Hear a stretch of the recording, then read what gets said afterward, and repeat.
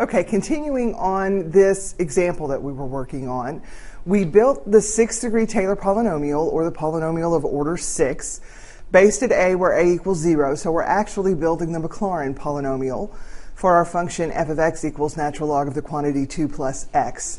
I did go ahead and write down this 6th derivative because I had dropped the negative sign. So I've gone back and picked that up. So make those corrections in your notes. And I realized that after we had already finished the last video. There's our 6th-degree Taylor polynomial. I did clean up the coefficients. You can see that. And basically, we had them written as such. But remember, I can write any number as a fraction, and a fraction over a fraction says I get to flip the bottom one. That's all I've done there. So just for clarity, that's where we are. Now, let's talk about r sub n of x. Look in your notes, and it says r sub n of x is the next derivative, but evaluated at some value c, not at the point of tangency, so we're not going to evaluate it at 0, over n plus 1 quantity factorial times x minus a to the n plus 1 degree. For us, on r sub 6 then, notice this is n, not n plus 1. The error bound on the 6th-degree Taylor polynomial is going to involve the 7th derivative evaluated at c over 7 factorial times x minus 0 to the 7th. So as I said before, actually coming up with and finding that term is not difficult. It's the next term in the Taylor polynomial generation that we do. So not an issue.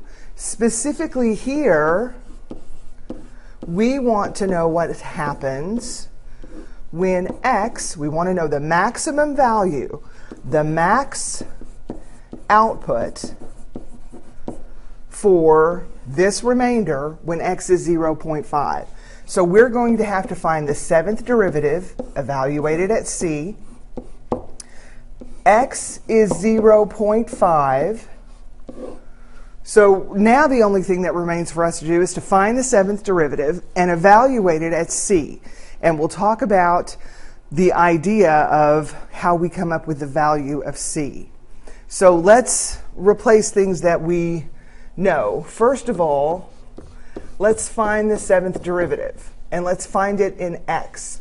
Well, I'm going to go back up here to the 6th derivative and use the chain rule.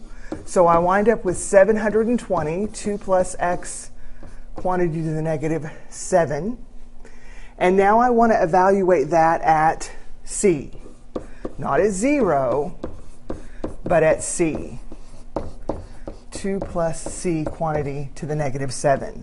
So this technically looks like 720, 2 plus c to the negative 7 over 7 factorial times 0.5 to the 7th. Now let's talk about this mysterious number c. Let's figure out what we're going to do and how we're going to find c.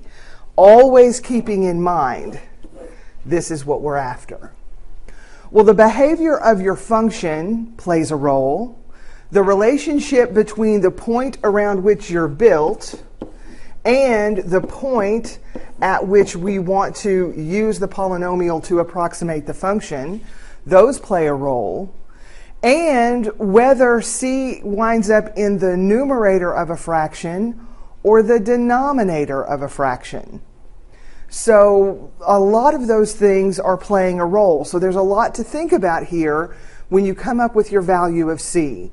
The first thing that I want you to recognize is that there is a relationship between a and x, and that c is going to lie in between a and x. In this particular case, since a is 0 and x is 1/2, this is the relationship. C is going to have to be bigger than a, or equal to it, and it's going to have to be less than x, or equal to it. Let's say we built this polynomial around x equal 1, And they still wanted us to use that polynomial to approximate x equal 1/2. This is the case where this is the relationship between x and a. So to say that c is always bigger than a and always less than x would not be correct. C depends on the relationship between a and x. So that's the first thing you need to do. You need to write down and show yourself what is a, what is x, come up with a relationship, and decide which one of those is the case. And for us, the case is where a is less than x. So there's the first thing we're going to decide. The second thing we're going to decide is the function's behavior on this interval.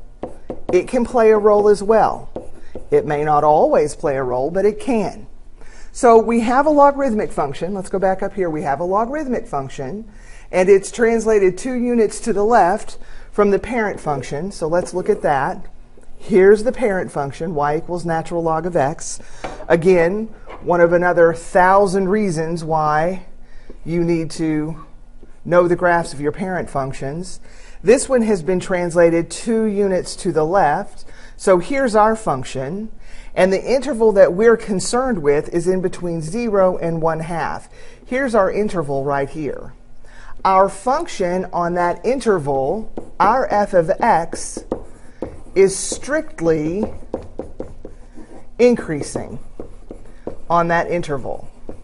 So here are some things just in general that I want you to think about. If our function is strictly increasing, which input value for c would give us the highest output value?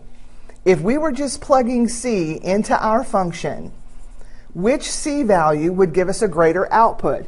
In other words, what's the relationship between f of 0 and f of 1/2 and f of all values in between?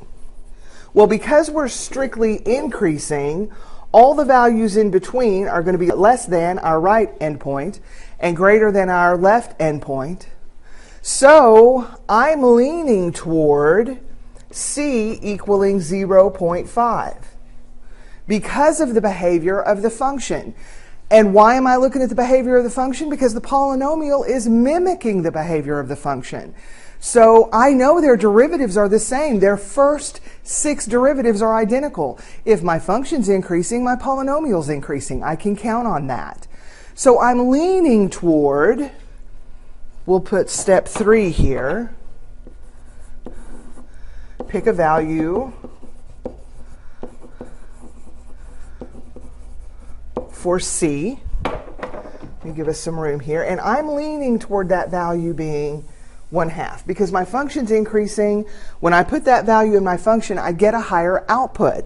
And once again, I'm looking for the max output. So I'm tempted to say that c equals 1/2 or 0.5. But then I have to keep something in mind because I want the max output. This value c is in the denominator of a fraction. So if I have 720, 2 plus 0.5 to the negative 7 over 7 factorial, how is that going to compare with 720, 2 plus 0 to the negative 7 over 7 factorial? Well, I'm going to tell you a smaller denominator is going to yield me a greater output. So to say that all you have to do is to look at your function and determine where you have the highest output, and that's going to be your value of c, not true. What's going to play a role in that is what kind of mathematical operation is going to be done on c inside of r sub n of x.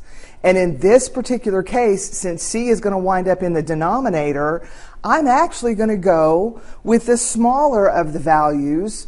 I'm going to go with c equals 0. That's going to yield me a greater output. Let me show you here. Now, I put into y2, so I put the 7th derivative in there. and that is over 7 factorial.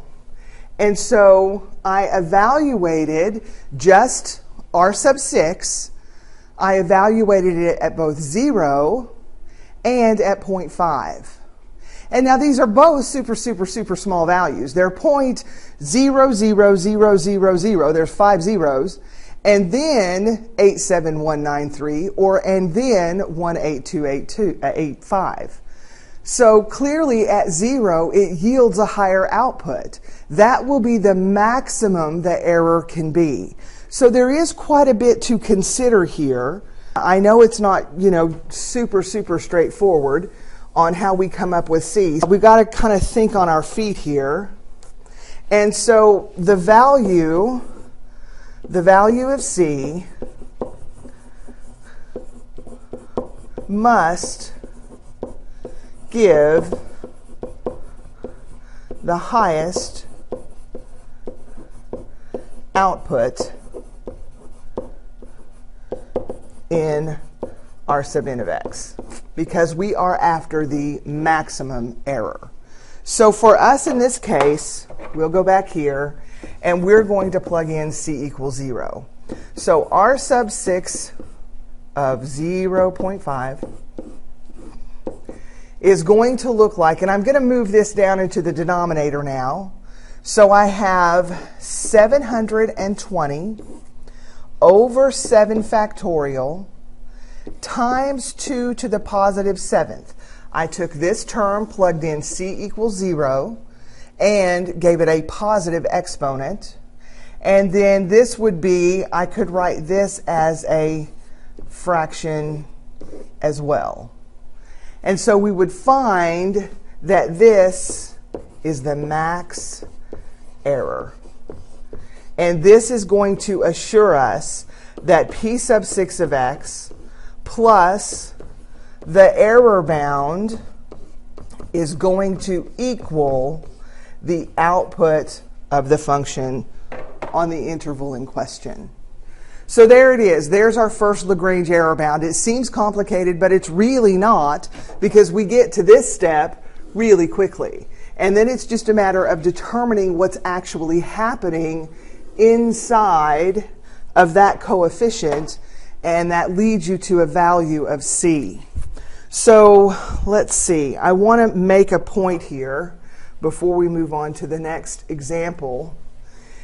If our function between a and x, and I'll just use this one example that a is less than x, but it would be true if x was less than a. There are some things you need to consider. Depending on how the actual function, just in general, y equals f of x, behaves in the plane. All right, if c is some value in between it, if that is strictly increasing, then the max error is going to come from the right endpoint. That would give us max error. And so C would need to equal x in that case, unless C is in the denominator of a fraction. Then C would need to equal A. And you can follow along here. If we are strictly decreasing, then the max error is going to come from C equal A. Max value, max output, max error, unless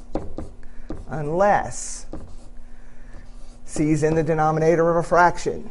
Then we're going to want to go with the smallest value, because when we divide by a smaller value, it gives us a higher output value. The one outlier case, and the main reason I want to show this, is what if my function behaves this way? And I'm looking for the maximum error over that interval. I don't want you to think that it's always going to be either A or X.